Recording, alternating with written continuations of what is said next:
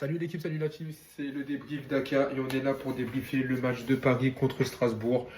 Donc voilà les gars, c'était le retour de la Ligue 1 après une trêve internationale qui a vu des matchs bizarres de l'équipe de France. On va pas revenir là-dessus. En tout cas, on était content de retrouver la Ligue 1, on était content de retrouver le PSG et c'était bien sûr Paris qui ouvrait cette nouvelle journée de Ligue 1 avec un match contre Strasbourg. Et au final les gars, c'est un match nul. Et au final, c'est un match nul. Mais surtout, dans le mot match nul, il y a surtout le mot nul. Et ce soir, c'est ce qu'on va retenir parce que le match était nul.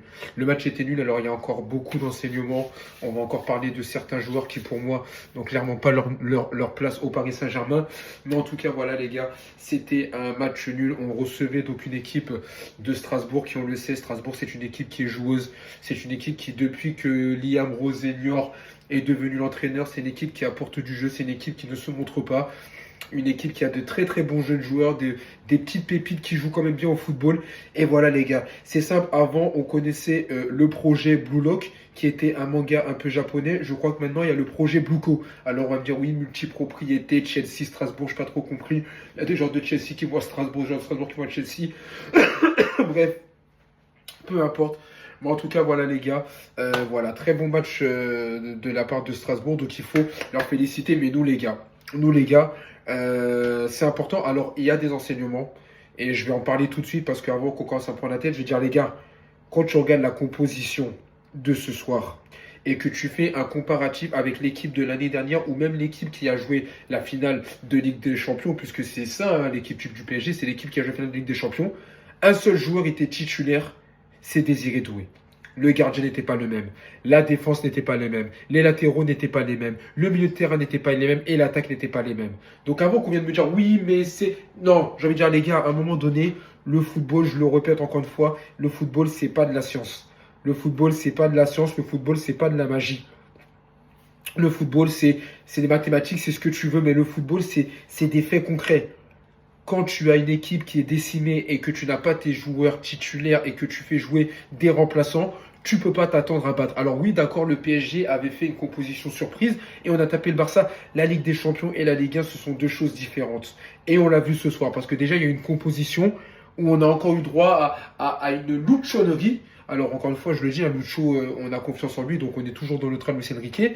Mais force est de constater qu'il nous a encore fait une composition. Alors, Chevalier dans les cages, jusque-là, tout va bien. Zabarni, Beraldo. Zabarni, moi, je trouvais qu'il montait en puissance, donc j'étais content. Beraldo, j'ai beaucoup de mal, même si il faisait des matchs dernièrement qui étaient corrects. Beraldo, moi, c'est simple, j'ai du mal. Moi, tu me mets pas de chaud, tu me mets Marquinhos, je suis content. Tu me mets même Lucas Hernandez en défenseur central gauche, pourquoi pas? Tu me mets Beraldo, j'ai du mal. Alors en plus, quand tu me mets Lucas Hernandez et Warren Zaïre-Emery en latéral droit, alors que c'est un milieu de terrain, ça devient compliqué. Quand le milieu de terrain, je suis là et je vois qu'il y a des joueurs qui jouent pas leur poste. Alors il y a du Désiré Doué qui est peut-être en poste de numéro 10, on a du Mayoulou et du Kangingli. Donc il n'y a pas de Vitinha, il n'y a pas de João Neves, donc il n'y a pas de joueur qui peut garder le ballon, qui a un poste défensif, on n'a que de l'offensif. Et en attaque, eh ben, on avait du Barcola, du Gonzalo Ramos et du Ibrahim Mbaye. Voilà, j'ai l'impression de voir toutes les semaines les mêmes noms. Le problème, c'est que tous ces noms qu'on voit là, ce ne sont pas des titulaires. Et quand on voit le match de ce soir, les gars, on comprend tout de suite pourquoi ce ne sont pas des titulaires. On comprend tout de suite pourquoi ce ne sont pas des titulaires, à commencer par notre gardien, Monsieur Lucas Chevalier. Pas besoin de faire de débrief P2P. Monsieur Lucas Chevalier, il faut en parler, les gars, et j'en ai déjà parlé. Je l'ai déjà dit, Gigio Donnarumma me manque. Et je pense qu'à chaque débrief, tant que Chevalier ne me pondra pas une performance XXL, je vais sortir cette phrase. Gigio Donnarumma me manque. Parce que les gars, sur les 3 buts, alors oui, d'accord, je suis d'accord, il n'a pas la défense qu'il faut. Mais à un moment donné, les gars, à un moment donné, le gars, il est là, il te fait un double arrêt au début de match, t'es là, tu te dis, ah, il est chaud.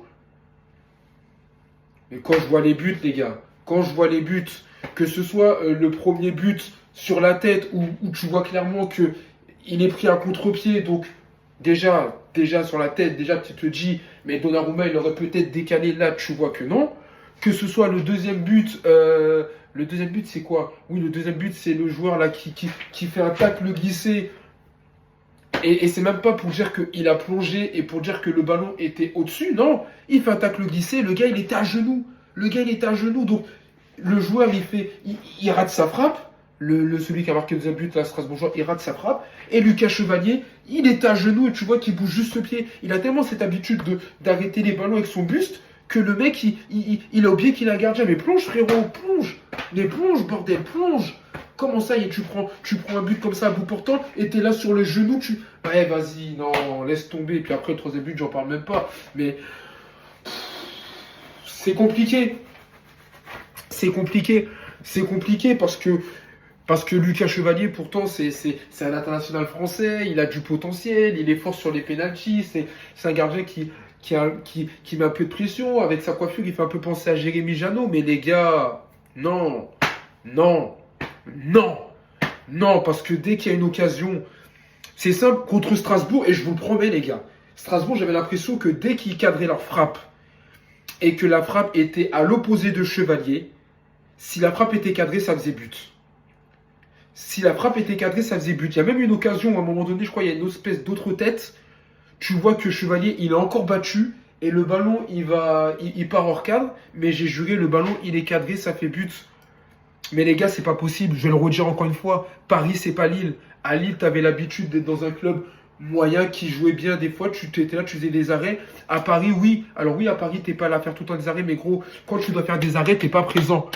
Quand tu dois faire des arrêts, t'es pas présent. Et ça, Lucas Chevalier, c'est pas possible parce que là, on parle du gardien, mais après, on a aussi la défense. On a aussi la défense. Lucas Beraldo. Alors moi, je veux bien qu'on me dise oui, Lucas Beraldo, balle au pied. Oui, balle au pied, il est bon. Balle au pied, il est très très bon. Lucas Beraldo, des fois, il te fait des relances. Il te fait des transversales de fou. Mais le gars, il sait faire que ça. Il te fait juste des transversales, frérot. Il est nul défensivement, il est nul dans les duels, il se fait battre en vitesse. Le gars, défensivement, il ne fait rien.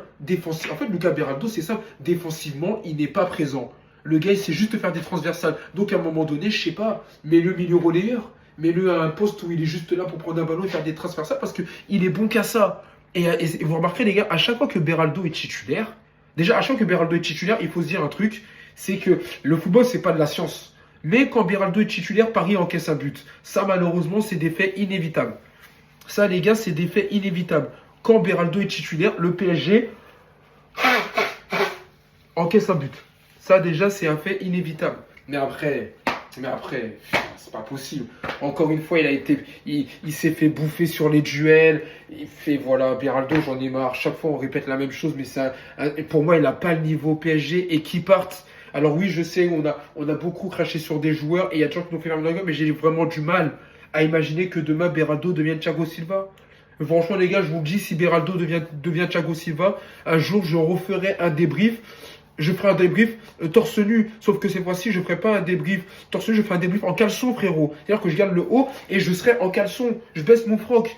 Si un jour Beraldo a le niveau d'un Thiago Silva sous les couleurs du PSG, j'entends bien, je baisse mon froc. Parce qu'à un moment donné, j'aurais juste ça à dire. Mais non, les gars. Non, les gars.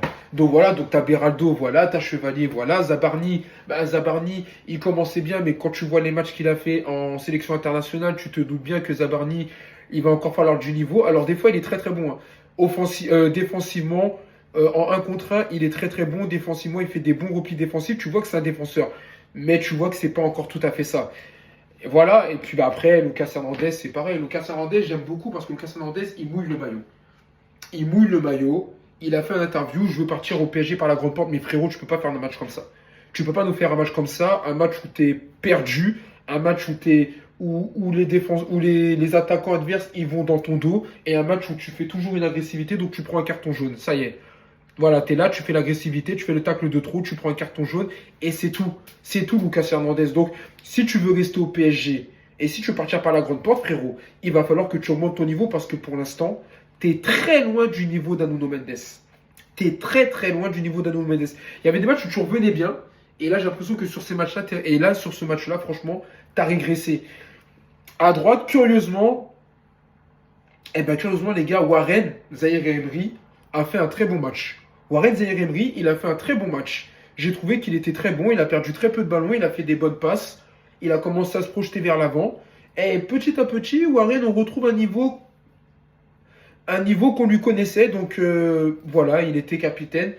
Voilà, on espère qu'il va pouvoir monter crescendo. Le milieu de terrain, c'est toujours pareil. Kanguigny, c'est toujours pareil. Alors Kanguigny, je dois le redire, techniquement, il est très très bon avec le ballon. En plus, bravo monsieur, a été élu meilleur joueur asiatique de l'année. Donc effectivement, lui aussi, il a eu droit à son trophée individuel. Il n'y a rien à dire. Mais Kanguigny, à un moment donné, il faut que tu lâches cette putain de balle. Faut que tu arrêtes de garder cette balle et d'aller à droite et d'aller à gauche avec le ballon. Parce que des fois, quand tu le fais et que tu passes, c'est beau. Mais malheureusement, quand tu le fais 5 fois, eh ben, il y a au moins 3 fois où tu perds le ballon. Et ça, c'est embêtant. Donc, monsieur Kanguigny, des fois, tu es capable de faire des trucs comme la frappe qui a touché le poteau. Ça aurait pu faire but. Et des fois, il nous fait des trucs, t'as envie de dire, mais frère, lâche le ballon. T'es pas Neymar, t'es pas Messi, lâche le ballon. C'est bon, t'as fait un crochet, fais une passe. Arrête de garder le ballon à droite et à gauche. Donc voilà, Kanguigny, j'ai l'impression qu'à chaque fois qu'on fait les matchs, c'est pareil. On se répète inlassablement. Le retour de Désiré Doué, eh ben, moi, ça m'a fait plaisir parce que personnellement, déjà, c'est le retour de Désiré Doué. Donc, Désiré Doué qui est de retour, c'est le football qui est de retour, c'est le Joga Bonito, donc ça fait plaisir. Mais tu vois qu'il était de retour. Parce qu'il y a des choses où il a été très très bien. C'est lui qui a provoqué le penalty, c'est lui qui fait la passe décisive pour Barcola. Donc, Désiré Doué a été décisif sur ce match-là. Mais il y a des moments où tu vois qu'il est allé s'enfermer. Tu le vois que cette année, son duel avec son frère, match aller Paris-Strasbourg, c'est le grand frère c'est le grand frère qui a pris le lead. Clairement, sur les deux doués, c'est le grand frère qui a pris le lead. Alors peut-être que Désiré il a été décisif, mais sur les deux doués, Guela Doué, il a fait un match de fou. Il a pris le lead et il a montré clairement que c'était le grand frère. Parce qu'à un moment donné, il y a une action où ils sont en face à face et il fait une espèce de double contact. J'ai pas capté double contact, pas petit pont, mais il fait un double contact passe. Waouh! J'ai dit, ah ouais, j'ai dit, il est chaud. J'ai dit, Guela Doué, il est chaud. Donc voilà, Désiré Doué, faudra voir s'il continue à monter. Et puis bah, Mayoulou, les gars. Mayoulou. Alors Mayoulou, il y a des choses qui m'ont saoulé un peu ce soir. Des fois, je le voyais, il perdait des ballons. Je le voyais, des fois, il faisait des passes qui étaient facilement interceptées. Mais Mayoulou, force est de constater que ce gamin a du potentiel. Ce gamin, il a un talent.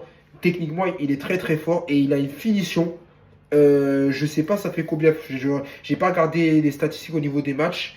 Mais je crois qu'il doit être au moins à 3 buts sur les 5 derniers matchs. Enfin, il a marqué contre le Barça. Il a marqué là, ce soir. Il me semble qu'il a marqué aussi contre Auxerre. Enfin, franchement, Mayoulou, force est de constater que ça, c'est un Titi qui petit à petit devient titan. Vraiment, il a du potentiel. Et quand on parle de Titi comme Mayoulou, ça fait plaisir parce qu'à côté, il y a un autre Titi, Ibrahim Mbaye. Encore une fois, c'est un mauvais match. Alors oui, monsieur, tu vas vite. Oui, techniquement, tu es bon avec le ballon, mais encore une fois, c'est un mauvais match de ta part. T'as pas été percutant. T'as pas été décisif. Et j'ai pas eu l'impression qu'il a montré qu'il méritait d'être titulaire. Donc, quand Désiré Doué va retrouver son niveau, que Gvara va retrouver son niveau et qu'Ousmane Dembélé va retrouver son niveau, il va falloir qu'il se réhabitue à aller sur le banc parce que moi, Ibrahim Mbaye, c'est incroyable. Tous les matchs, je le vois. Ça doit faire au moins 16, 6, 7 matchs que le mec, il est titulaire. Il est titulaire en Ligue des Champions, il est titulaire en Ligue 1, mais tous ces matchs sont les mêmes. C'est-à-dire qu'il y a du potentiel, mais dans le dernier geste, c'est pas ça. Et Paris a besoin de résultats. Et là, encore une fois, il n'a pas les résultats. Et pourtant, il a joué à gauche. Il n'était pas bon à droite, il est parti à gauche. Il a exilé Gvara sur le côté, Gvara à droite, il a joué à gauche. Mais même à gauche, j'ai pas l'impression que. Donc voilà, les gars. Ibrahim Mbaye, voilà. Barcola, il a marqué. Barcola, on l'avait quitté le dernier match au PSG où il était dégueulasse. Avec l'équipe de France, il a été blessé, donc il n'a pas pu jouer. Et force est de constater que ça lui a fait un peu du bien de se reposer parce que il a marqué. Alors, il a encore marqué, on va dire, à bout portant, mais il a marqué. Ça lui donne de la confiance. Donc voilà, Barcola, c'est bien. Et puis, faut espérer qu'il retrouve un niveau acceptable. Surtout que la semaine prochaine, il y a la Ligue des Champions. Et puis, Gonzalo Ramos, les gars, je pense que ça aussi, Gonzalo Ramos, c'est comme Chevalier, c'est comme Beraldo. En fait, c'est de la répétition. À chaque fois que je parle de ces joueurs-là, c'est de la répétition. Gonzalo Ramos, quand il est remplaçant, il est incroyable. Quand il est titulaire, il est nul. Et encore une fois, et je pense que c'est pour ça peut-être que Luis Enrique lui a dit c'est à toi de tirer le penalty. Parce que oui, il a tiré le penalty. C'est un bon tireur de penalty. Il a marqué, c'est tout ce qu'il y a à savoir. Il a marqué un penalty. Parce que sinon, dans le jeu, il a été nul. Face en jeu pivot, il a été nul. Dans la construction du jeu, il a été nul. Et il a encore trouvé le moyen de rater des phases. De rater des occasions. Enfin, à un moment donné, il y a une tête il y a un superbe coup franc, il met une tête hors cadre. À un moment donné, il y a un ballon, il est trop. Ouais. Gonzalo Ramos, je pense qu'on va être simple. Là, j'entends qu'il y a des rumeurs actuellement. J'entends qu'apparemment Paris serait sur Hendrick, alors qu'Hendrick, il nous l'a mise. Hein. Il nous l'a mise pour aller au Real, mais apparemment Paris serait sur Hendrick parce qu'il pense que lui pense qu'il a du potentiel. Il a du potentiel. Why not? J'ai entendu que Roland Alvarez, apparemment de l'Atlético, rêvait du PSG. Je ne sais pas si c'est réel. Mais si c'est réel, les gars, moi je le dis, Roland Alvarez, je le prends tous les jours. Parce que oui, Gonzalo Ramos, j'aime beaucoup. C'est un bon attaquant. Il a le bon état d'esprit. Et on aurait tous aimé qu'il puisse faire une Paoletta, parce que je vous rappelle que quand Gonzalo Ramos il arrive au PSG, il y a une vidéo avec Paoletta où même Paoletta lui a dit maintenant c'est ton tour. Et on s'est tous dit, ça y est, un buteur, un numéro 9 portugais qui signe au PSG, en même temps que Ronald Colomani, on s'est dit le successeur de Pedro Miguel Paoletta. Mais non, pas du tout. Parce que Gonzalo Ramos, malheureusement, quand il est titulaire, il apporte rien. Et demain, s'il faut le remplacer par un Roland Alvarez, même si Roland Alvarez c'est un Argentin, même s'il a tenu des propos soi-disant racistes, moi je le prends au PSG. Parce que Roland Alvarez, c'est un joueur, quand tu le mets sur le terrain, tu sais qu'il va te marquer des buts. Gonzalo Ramos, tu sais que si tu le mets titulaire, il est nul. Et c'est incroyable, les gars. Gonzalo Ramos, quand il est titulaire, il est nul à chier. Quand il est remplaçant, il est bon. Mais quand il est titulaire, il est nul à chier. Donc, à un moment donné, les gars, voilà, j'ai l'impression de se répéter. Gonzalo Ramos, on se répète. Beraldo, on se répète. Lucas Hernandez, je me répète. Lucas Chevalier, je me répète. Mbaye, je me répète. Ouais, ça y est, ça y est. Kangili, je me répète. Donc, bah, au final, ça fait quoi? Ça fait un match nul. Ça fait un match nul. Paris garde sa place de leader. Si les rats gagnent leur match ce week-end, ils repassent premier. Et alors là, les gars, c'est mort. Là, les Marseillais qui passent premier. J'entends déjà mes collègues m'appeler, envoyer des snaps, ceci, cela. Moi, comme je dis toujours, calmez-vous, les gars. Calmez-vous, les Marseillais, parce que je vois que vous êtes là, vous fanfaronnez. Mais je vous rappelle qu'il y a un match, un trophée des champions. Et ce trophée des champions, on va vous l'apprendre. On va vous l'apprendre. Et quand on va vous prendre une coupe déjà dans le nez, là, vous allez moins faire les malins. Là, vous allez moins faire les malins parce qu'il y aura un trophée et le trophée, vous allez le voir passer juste devant vous. Le PSG va vous taper comme on a l'habitude de vous taper tous les ans, vous tape. Et vous inquiétez pas que quand il y aura le trophée des champions, ça ne sera pas l'équipe du PSG qui a perdu 1-0 avec une boulette de chevalier. Moi, je vous le dis, les gars. Déjà, calmez-vous parce que déjà, vous n'allez pas tarder à être humiliés par nous. Et calmez-vous, les gars, c'est que le début du championnat. Cette année, vous jouez la Ligue des Champions. Il y a la Coupe de France et il y a le championnat de Ligue 1. Donc, vous allez jouer beaucoup plus de matchs que vous avez l'habitude de jouer les saisons précédentes. On va voir si vous allez avoir l'endurance nécessaire pour durer sur la saison. C'est tout ce que j'ai à dire. Donc voilà l'équipe. Et puis après, il y a eu des rentrées. Ben Vara, il est rentré, mais il n'a pas apporté grand-chose. Je suis désolé. Njantou, il est rentré. Et là, sur ce match-là, il m'a saoulé parce que il y a eu pendant 15 minutes, toutes les passes qu'il faisait, elles étaient ratées. Il faisait des passes, elles n'étaient pas assez appuyées, elles étaient interceptées par Strasbourg et ça donnait lieu à des contre-attaques. Et alors oui, c'est un jeune. Mais à un moment donné, les gars, le Paris Saint-Germain est champion d'Europe. Là, on n'est pas sur un Paris Saint-Germain qui a fini ses trucs, on est sur un PSG qui a gagné la Ligue des Champions. Donc n'importe quel joueur qui joue sur le maillot du PSG doit montrer qu'il a les compétences pour jouer sur le PSG. Et même si vous êtes des Titi, vous devez montrer des choses. Parce que Warren, quand il est arrivé en tant que Titi et qu'il a montré des choses, tout de suite on a vu qu'il avait du potentiel. Mayoulou, il est arrivé en tant que Titi, on a vu. Donc Mbaye et Njantou, vous allez vite devoir montrer que vous avez du potentiel parce que sinon vous allez redescendre. Donc voilà les gars, et puis après, Nuno Mendes est rentré. Pachu est rentré. Heureusement que Pachu est rentré parce que je pense que si on avait fini le match avec Beraldo, on perdait ce match clairement. Pachu est rentré et tout de suite on a vu que la défense, ça s'était calmé. En tout cas les gars, on a un match très important de Ligue des Champions avec le Bayern Leverkusen mardi. Donc j'espère vraiment que mardi on va retrouver nos titulaires. Hakimi, Nuno Mendes, Vitinha, Fabian Ruiz, João Neves, Dembélé sera de retour, Vara sera en pleine forme et surtout que Lucas Chevalier va se mettre la tête à l'envers et se mettre des claques parce que s'il me fait le même match qu'il a fait ce soir, je vais lui prendre sa tête et je vais l'éclater comme une pastèque. Donc voilà la team. Le débrief a duré trop longtemps, mais il y avait des choses à dire. En tout cas, merci à ceux qui like, merci à ceux qui s'abonnent, merci à ceux qui partagent, merci à ceux qui commentent. Prenez soin de vous, prenez soin de vos proches. Je le répète, c'est le plus important. On est ensemble.